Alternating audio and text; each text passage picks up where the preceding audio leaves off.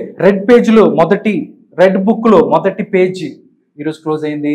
ఇంకా page next Kodali Nani అవ్వచ్చు. ఎందుకంటే చాలా మంది కూడా గత 5 సంవత్సరాల వాళ్ళ పాలనలో అన్ని విధ్వంసాలే, బెదిరించారు, కార్యకర్తలను అవ్వచ్చు, ఆఫీసులను తగలబెట్టడం, ఎన్ని పగలగొట్టడం ఏం చేశారు. నెక్స్ట్ టార్గెట్ కొడాలి నాని అనుకోవచ్చా?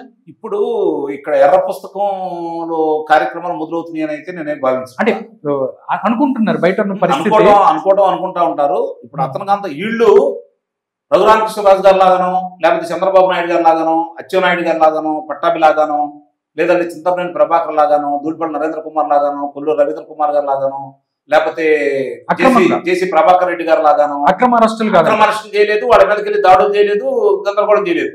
ఈ రోజు కూడా రాచకొండ పోలీసులు తీసుకెళ్లి వాళ్ళు అదుపులో తీసుకున్నారు. గమనించుకోవాల్సింది, పక్క రాష్ట్రంలో ఉన్న పోలీసులు గౌరవం ఇచ్చారు, వాళ్ళకి సమాచారం ఇచ్చారు, వాళ్ళని తీసుకెళ్లి అదుపులో తీసుకున్నారు.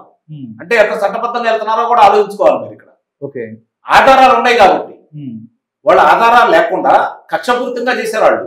ఈ రోజు వీళ్ళ నాయకులు బయటకు వచ్చి కక్షపూరితం గురించి మాట్లాడుతున్నారు. నిజంగా కక్షపూరితంగా చేయాలి అనుకుంటే అధికారంలోకి వచ్చిన 3వ రోజే మొదలుపెట్టేవాళ్ళు. ఎందుకంటే మీరు అన్ని ఆధారాలు ఉన్నాయి మీ మీద, మీరు కనపడుతున్నారు, మీరు చేసిన పనులన్నీ కనపడతానే ఉన్నాయి, దానికి సాక్ష్యాధారాలన్నీ ఉన్నాయి. కాబట్టి మిమ్మల్ని అదుపులో తీసుకోవడం పెద్ద విశేషమేం కాదు వాళ్ళు.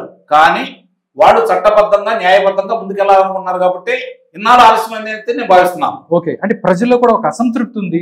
8 నెలలైంది, ఎవరిని ఏం చేయట్లేదు, అసంతృప్తి కూడా ఉంది. బట్ ఈ రోజు ప్రజలు ఎవరైతే ఉన్నారో తగిన శాస్తి జరిగిందని అనుకునే అవకాశం ఉందంటారా? శిక్ష పడ్డప్పుడు వాళ్ళు తృప్తిగా ఉంటారు. ఒక 10% మందికి మాత్రం ఇప్పుడు తృప్తిగా ఉంటుందనైతే నేను అనుకుంటున్నాను. ఇంకా 90% మంది ఉంటారు.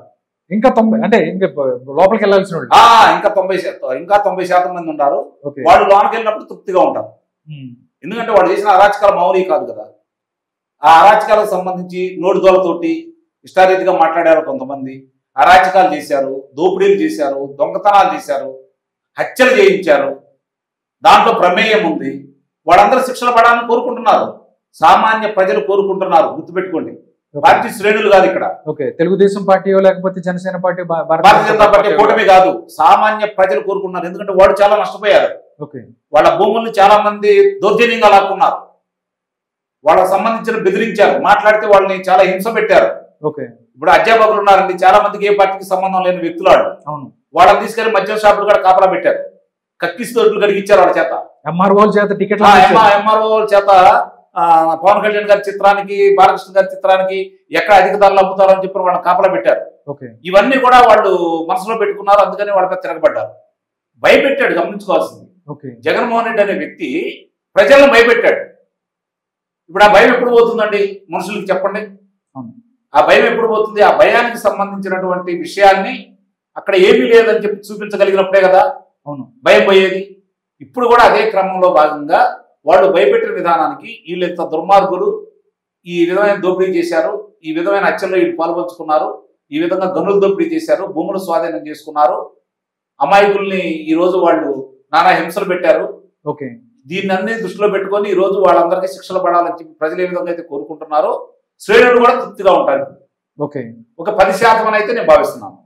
వంశీతో ప్రారంభమైంది, ఇంకా చిన్నగా జగన్మోహన్ రెడ్డి తోటి పూర్తి అయితే అందరూ తృప్తిగా ఉంటారని అయితే నేను భావిస్తున్నాను. గత 5 సంవత్సరాలు వంశీ చేసిన దురాఘాతాలు అయితే నిజంగా పోలవరానికి సంబంధించి, కాలువలకు సంబంధించిన మట్టిని కూడా అమ్ముకున్న పరిస్థితి, గన్నవరానికి సంబంధించి మిగతా వాళ్ళు తెలుగుదేశం శ్రేణులు ఎవరైతే ఉన్నారో ప్రతి ఒక్కరిని కొట్టే పరిస్థితి ఉంది, టీడీపీ ఆఫీస్ మీద దాడి చేసిన పరిస్థితులు, వీటన్నిటి కూడా తగిన మూల్యం చెల్లించుకున్నాడు. ఈ రోజు గన్నవరంలో మరొకసారి ఏదైనా తప్పు చేయాలంటేనో లేకపోతే ఇంకో చెడు ఏదైనా చేయాలంటే ఇది ఒక గుణపాఠం లాగా తీసుకుంటాడని అనుకోవచ్చు.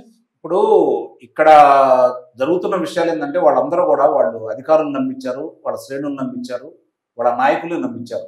ఇంకొక 20 సంవత్సరాలు అంటే ఇంకొక 5 సార్లు మనమే అధికారంలోకి వస్తాం, 30 సంవత్సరాలు జగన్మోహన్ రెడ్డి ముఖ్యమంత్రి అవుతాడు, నాకు వద్దు అనుకుంటే తప్ప ఈ రాష్ట్రంలో ఇంకోటి ముఖ్యమంత్రి కాడు, ఆ ధైర్యం లేదు, వాళ్ళ పోటీ చేసే అవకాశం కూడా మేము ఇయ్యం, దౌర్జన్యం చేసైనా వాళ్ళ మీద దాడులు చేసైనా సరే మనమే అధికారంలోకి వస్తామని చెప్పని వీళ్ళందరినీ నమ్మించాడు. ఆ భ్రమలో ఉన్నారు కాబట్టి వాళ్ళకి తెలుసు. ఇక్కడ గమనించుకోవాల్సిన అంశం ఏంటంటే తెలుగుదేశం పార్టీ వాళ్ళు తిరగబడితే ఏం జరిగిందో అందరికీ తెలుసు. చాలా మంది రాష్ట్రాలు వదిలిపెట్టి పారిపోయిన వాళ్ళు ఉన్నారు తెలుగుదేశం పార్టీ అధికారంలో ఉండగా, 94 నుంచి 2004 వరకు కూడా. ఆ ఉదంతాలు ఇలా తెలుసు. మళ్ళీ అలాంటి వాళ్ళు మళ్ళీ తయారయ్యారనుకోండి, వీళ్ళ పరిస్థితితో కూడా ఇలా తెలుసు. కాకపోతే ఏంటంటే వాళ్ళు ఎట్టి పరిస్థితుల్లో వల్ల మళ్ళీ తెలుగుదేశం పార్టీ అధికారం రాదు, 151 స్థానాలు వచ్చినాయి కదా.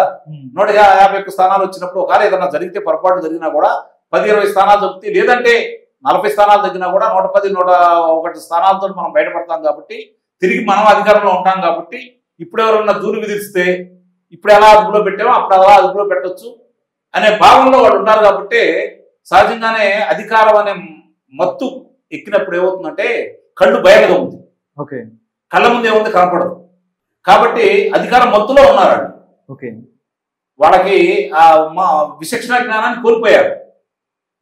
ఇప్పుడు 2019లో రాష్ట్ర వ్యాప్తంగా తెలుగుదేశం పార్టీకి వ్యతిరేక పవనాలు వీసి జగన్మోహన్ రెడ్డికి అనుకూలంగా ఎప్పుడైతే జరిగినాయో, అయినా సరే ఇతను గెలిచాడు కదా అక్కడ వల్లభనేని వంశీ అని అతను గన్నవరం అనేది మొట్టమొదటి కూడా కాంగ్రెస్ పార్టీకి వ్యతిరేకమైన స్థానం, నియోజకవర్గం. పుచ్చలపల్లి సుందరయ్య గారు లాంటి వాడు ప్రాతినిధ్యం వహించినటువంటి స్థానం.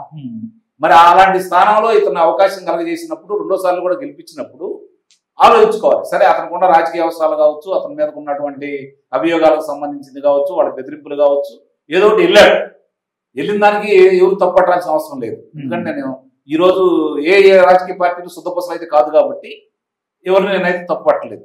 కానీ ప్రవర్తించిన విధానం, మాట్లాడే విధానం, అతనికి వచ్చిన ఇబ్బంది ఇప్పుడు అది జగన్మోహన్ రెడ్డి ఇచ్చి తీరుస్తాడా? తీర్చడు కదా. అతను మానాన్ని అతను ఉంటాడు.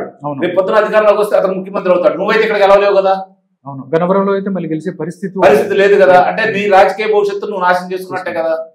అంటే జగన్మోహన్ రెడ్డి గారు సార్ కులాల మధ్య కుంపట్లు, అంటే చంద్రబాబు నాయుడు గారిని తిట్టాలంటే ఆయన సామాజిక వర్గానికి సంబంధించిన వాళ్ళ చేత తిట్టించడం, దానిలో భాగంగానే కొడాలి నాని వల్లభనేని వంశీని వాళ్ళకి ఫుల్ పవర్స్ లేకపోతే నేనేమైనా ఉంటే చూసుకుంటానని అంతలా పెట్టరేకపోవడానికి కారణాలు ఏమై ఉండొచ్చు. ఎందుకంటే వాళ్ళు లోకేష్ బాబుని అవ్వచ్చు, లోకేష్ బాబుని ఎన్ని మాటలు అన్నారని, అంటే జూమ్ మీటింగ్లు అవ్వచ్చు, పప్పు అన్నారు, అదన్నారు, ఇదన్నారు, చాలా ఇబ్బంది పెట్టిన పరిస్థితి.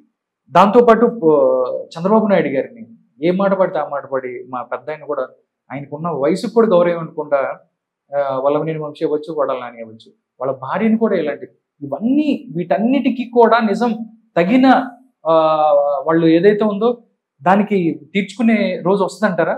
ఇప్పుడు అన్నిటికీ కాలమే సమాధానం చెబుతుందండి.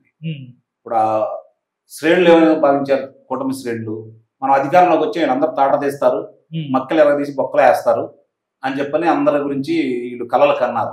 మరి ఆ కళలు సాకారం కావడానికి ఈ రోజు 8 నెలలకి తొలి అంకమే ప్రారంభమైంది. తొలి అంకమే కదా ఇక్కడ ప్రారంభమైంది. ఈ రోజే మొదలైంది. మరి ఇంకెన్నాళ్ళు పడుతుంది ఇది అంటే మనం అనుకున్నవన్నీ జరగవు. మనకి ఎంత ఆవేశం ఉన్నా కూడా ఆ చట్టం, ప్రభుత్వం, రాజ్యాంగం అనే కొన్ని నియమ నిబంధనలు ఉంటాయి కదా న్యాయస్థానానికి, దానికి లోబడే కదా ఎవరైనా పని చేయాల్సింది. లేకపోతే ఎవరు అధికారంలోకి వస్తే వాళ్ళు బలవంతే మిగిలిన పాలు తోతా లేదా చంపేస్తారు కదా. శత్రుశేషాన్ని అట్టి పెట్టమని ఎవరు కోరుకోరు కదా. మరి ఇలా జరుగుతున్నప్పుడు ఈ ప్రజాస్వామ్య భారతదేశంలో ఇలాంటివన్నీ సహజం. ఇప్పుడైతే ప్రారంభమైంది సార్. ఇంకా చాలా ఉన్నాయి సార్. ఎందుకంటే లిక్కర్ కి సంబంధించి అవ్వచ్చు, లేకపోతే అసలు అది ఇప్పుడు అందులేడు అందుగలడు ఇందులేడు సందేహం వేళ అని చెప్పని మనకి ఇంతకు ముందు వేదవాకు ఒకటి ఉంది, ప్రతి దాంట్లో ఉందంట. దాంట్లో ఇప్పుడు వాళ్ళు ఆంధ్ర రాష్ట్రంలో 5 సంవత్సరాల్లో జరిగిన విధ్వంసానికి సంబంధించి వాళ్ళ ప్రమేయం లేని ఒకటి చెప్పండి, ఒక అంశాన్ని మా దృష్టి తీసుకురండి ఈరోజు. కాబట్టి అన్నింటిలో ఉన్నారు కాబట్టి నిదానంగా ఒక్కొక్కటి బయటకు వస్తూ ఉంటాయి. ఆలస్యం అవుతుందని శ్రేణులు బాధపడతా ఉన్నారు. నాలాంటి వాళ్ళు కూడా విమర్శించారు. మన దాంట్లోనే నేను విమర్శించాను, చాలా చోట్ల నేను వీళ్ళని విమర్శించిన మాట కూడా వాస్తవమే. ఎందుకంటే ఆధారాలు ఉన్నాయి కాబట్టి. ఆధారాలు లేకపోతే మనం కూడా ఇలా తొందర పెడుతున్నాము, పరిపాలన చేయించట్లేదు అని చెప్పని మనం కూడా భావించవచ్చు. ఆధారాలు కూడా ఎందుకు వదిలేస్తున్నారు, ఎందుకు ఇంత ఉదాసీనత కనపరుస్తున్నారు, వాళ్ళు భయం లేకుండా ఎందుకు తిరుగుతున్నారు, ఈ రోజు బజార్కి వచ్చి వాళ్ళు ఎలా సవాలు విసరగలుగుతున్నారు, ఇది సిగ్గుచేటు కదా అని చెప్పి నేను చాలా సందర్భాల్లో మాట్లాడిన సందర్భం అయితే ఉంది. కానీ ఈ రోజు పరిస్థితి అలా కాదు కదా. జరుగుతున్న అంశాలన్నీ ఒక్కొక్కటి బయటకు వస్తానే ఉన్నాయి కాబట్టి ఒక్కొక్క అంశం మీరు అన్నట్టు మద్యం కుంభకోణం కావచ్చు, పెద్దిరెడ్డికి సంబంధించిన భూములు కుంభకోణం కావచ్చు, వాళ్ళ అబ్బాయికి సంబంధించిన కుంభకోణం కావచ్చు, ఇవన్నీ కూడా బయటకు వస్తానే ఉన్నాయి కదా. అయితే ఫస్ట్ వికెట్ అయితే మొత్తం మంచి వికెట్, ఓపెనింగ్ వికెట్ పడింది. నిస్సందేహంగా ఇది ప్రారంభం అయినా కూడా ఎక్కువ మంది మీరు గమనించుకోండి, ఎక్కువగా శ్రేణులందరూ కూడా ఎవరెవరిని అదుపులో తీసుకోవాలని కోరుకున్నారు అంటే వాళ్ళు వంశీ, కొడాలి నాని, దేవినేని అవినాష్, పేర్ని నాని, అంబటి రాంబాబు, గుడివాడ అమర్నాథ్, శ్రీమతి రోజా గారు, అట్లాగే ఇలాంటి అందరిని పోల్చుకుంటా ఉంటే ఎవరెవరైతే ఉన్నారో వాళ్ళందరితో పాటు విజయసాయి రెడ్డి, అలాగే శివరెడ్డి మోహిత్ రెడ్డి, శివరెడ్డి భాస్కర్ రెడ్డి, ఈ మరి ఇప్పుడు ఉన్నటువంటి పెద్దిరెడ్డి కుమారుడు మిథున్ రెడ్డి, ఇలాంటి వాళ్ళందరూ చేసిన అరాచకానికి అందరూ మనస్తాపంతో ఉన్నారు కాబట్టి వీళ్ళందరూ కూడా శిక్షలు పడాలని వాళ్ళు కోరుకుంటున్నారు. చూద్దాం సార్. మొదటిగా ఒక ఫస్ట్ వికెట్ పడింది, చూద్దాం వీటి మీద. ఎందుకంటే గత 5 సంవత్సరాలు చూసుకుంటే ఏ రంగంలో కూడా మీద అన్నట్టు కాదేది కవిత నరహం ఆ టైప్లో ప్రతి రంగంలో కూడా వీళ్ళు అన్యాయం చేశారు. నిజంగా వాటి మీద కూడా ఎంక్వైరీలు పడాలి, చర్యలు తీసుకోవాలని చెప్పి కోరుతున్నాం.